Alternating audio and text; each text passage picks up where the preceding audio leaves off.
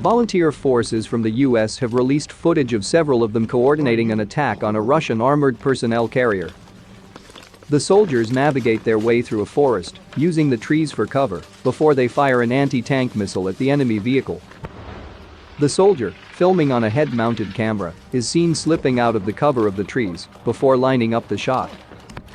He then fires a direct hit onto the tank, with overhead footage showing the tank exploding on impact. The rare footage offers a unique insight into what the battle is like from the ground.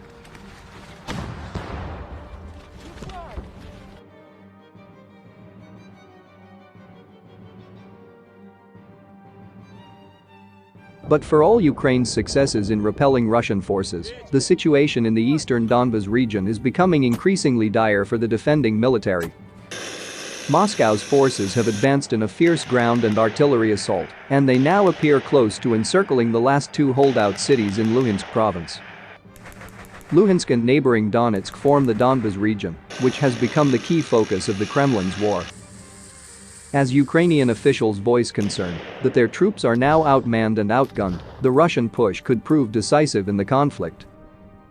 In recent days, Russian forces have used heavy artillery, airstrikes and infantry to close in on the cities of Severodonetsk and Lysychansk, the Institute for the Study of War, a US-based military think tank, said in its most recent update on the situation.